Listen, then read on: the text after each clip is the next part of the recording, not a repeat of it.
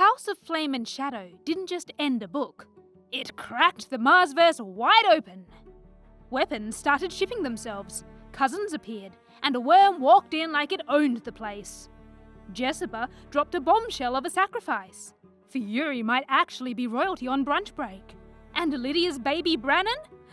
A bloodline bomb straight out of Aelin's family tree. We're spiraling through 10 unhinged theories about House of Flame and Shadow. The ones that matter. The ones that show the Maasverse is snapping into place. And the ones you need before ACOTAR 6 melts our collective brain cells. And if you missed even one of these, you're already behind. 1. Bryce's High Lady origin story. Remember that prophecy? When sword and knife are reunited, so shall our people be. Some fans think it wasn't just pretty words. It's IKEA instructions for reviving the lost Dust Court. And Bryce is the one holding the Allen wrench.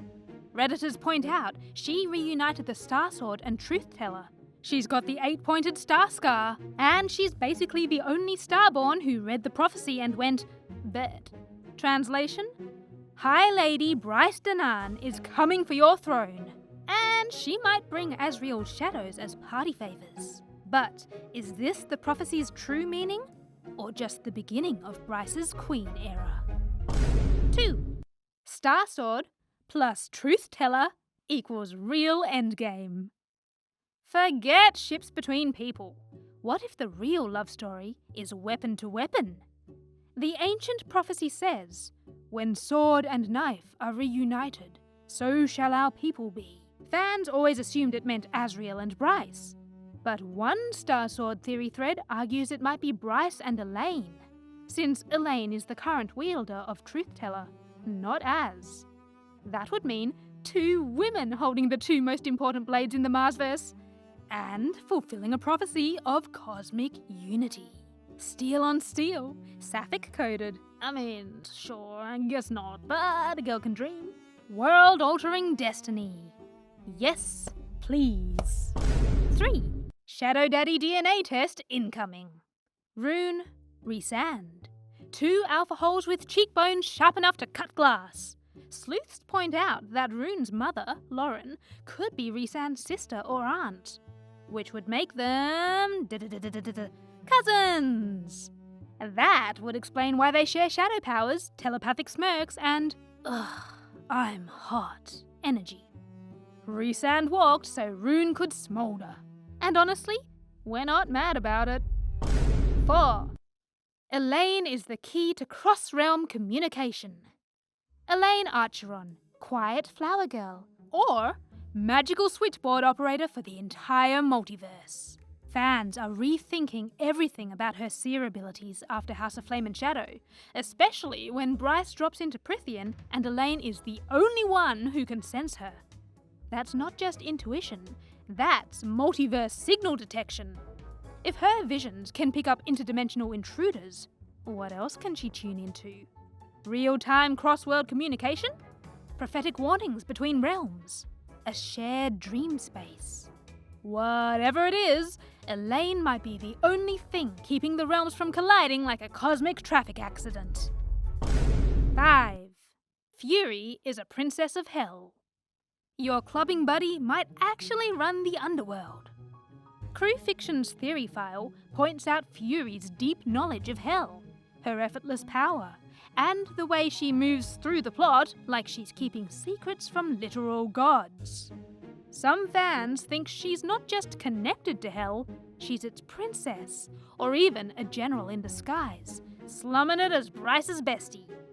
And honestly, it tracks. That kind of ancient intel doesn't come from trivia night at the White Raven. It comes from surviving wars your friends don't even know happened. 6. Hypaxia is linked to Silber, goddess of healing. Lavender robes, owl motifs, calming voice, healing magic. Hypaxia doesn't just practice medicine, she radiates divine therapist energy. In Throne of Glass, the goddess Silber is the deity of healing, wisdom, and mercy. She's symbolized by, you guessed it, lavender and owls. And now fans are spiraling because Hypaxia matches every single one of those traits exactly. Some threads go full divine mode, arguing that Hypaxia isn't just Silber's chosen vessel, she is Silber. Disguised, reincarnated, undercover goddess behavior. And honestly, that would explain a lot. The way she instantly calms Bryce, the weight in her words, the fact that she shows up exactly when emotional damage is peaking. So when Hypaxia tells Bryce to breathe, that's not just a friend giving advice. That's the literal goddess of healing prescribing deep breathing as magical aftercare. Which raises the real question, what happens when a goddess stops being polite and starts getting real? 7. One evil, 3 names, infinite trauma. Across the Maasverse, black-blooded monsters keep popping up like bad exes. The Asteri drain First Light on Midgard, the Deglan once ruled Prithian, and the Valg devoured Aurelia. The Crew Fiction article and multiple threads suggest they might be the same interdimensional parasite, hopping worlds, rebranding itself like a toxic ex. Lanthis bleeds like a Valg prince. The Asteri's feeding habits echo Valg's soul-sucking. Are we fighting ancient evil, or just his burner accounts? 8. Lydia's baby daddy drama might rewrite the Maasverse. Lydia's story isn't just court politics and spying in heels. It might be the key to connecting the entire Maasverse. Here's what we know. She's descended from Brannon, the fire god. She gave birth to twins. And she wears a ruby ring that has Reddit conspiracy boards screaming in 14 languages.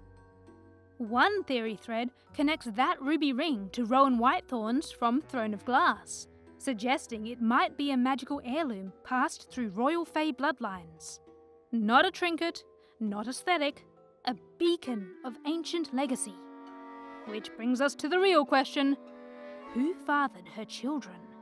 Because if that ring connects to the Throne of Glass realm, and Lydia's carrying Brannon's blood, then those twins could be cosmic heirs to multiple magical lineages, possibly even bridging the divide between worlds. One post even suggested her babies could inherit both fire and shadow, implying a fusion of Brannon's line with Valg corrupted blood, or something even more powerful. We're not saying the twins are prophesied saviors of time-bending warlocks, but actually, yes we are. Because if Sarah J. Maas has taught us anything, it's this. Never trust a ruby ring, never underestimate a side character with twins, and never ignore a baby born mid-chaos. That child is about to end a timeline. 9. Deer Shifter? Fire magic? Baby named Brannon? Excuse me? Golden hair, golden eyes, shifts into a deer. Fans are screaming, Aelin! And for good reason. I didn't want to believe it. I tried to be normal. But then Lydia said, let's light them up. And I blacked out. Her fire magic? Her deer form? Her son's name is literally Brannon? This woman is giving Galathinius royalty, and no one is emotionally prepared. If Lydia is descended from Aelin, that means the House of Flame and Shadow isn't just a multiverse crossover, it's a bloodline bombshell. We're not doing fan service. We're not doing cameos. We are resurrecting legends. This is Heir of Fire Legacy Chaos, with generational trauma, mystery babies, and cosmic ancestry tests that scream, "You are the mother!" in gold foil calligraphy. If Lydia turns out to be part of Marla's line, I'm gonna need a resurrection candle, a therapist, and an emergency reread of Kingdom of Ash. Because the Queen of Terrasen never really leaves. And her flame? It's still burning. 10. The Asteri might have catfished the Fae as gods. This isn't just villainy. This is timeline manipulation on a god-tier level. One crossover theory suggests the Asteri didn't just pop up on Midgard. They've been world-hopping con artists for centuries. According to this theory, they posed as gods on other realms. Yes, realms. Tricking the Fae into fighting the Val by pretending to be benevolent divine protectors. Come into our light. Let us save you. And then, boom! Intergalactic enslavement! If it's true, then the Asteri have been running the longest con in the Maasverse, manipulating magic systems, rewriting histories, and gaslighting entire races into thinking they were safe. They've been gaslighting galaxies since before Aelin lit her first bonfire, Feyre picked up a paintbrush, or Bryce took her first rage nap. It means that Throne of Glass wasn't the beginning. It was already the middle of the Asteri's master plan. And it means that Bryce, Aelin, Feyre, and everyone else might be pawns in a multiverse-sized lie. Are the Asteri the real gods? Or just parasites with a good PR team? And what happens when the players figure out the game? Either way, the gods are fake, the stakes are real, and the timeline is fried. Those were our 10 favourite theories. But this is barely the prologue. The Maasverse is wide open. New courts, old gods, secret bloodlines, multiverse wars? And ACOTAR 6 is coming, ready to shatter realms, rewrite alliances, and probably melt our brains in Chapter 1. So tell us, what did we miss? What theory is keeping you up at night? And what chaos do you hope Sarah J. Maas unleashes next? Drop it all below. No theory is too unhinged. No chaos too cursed. Because at this point in the Maasverse, anything's possible. Mwah.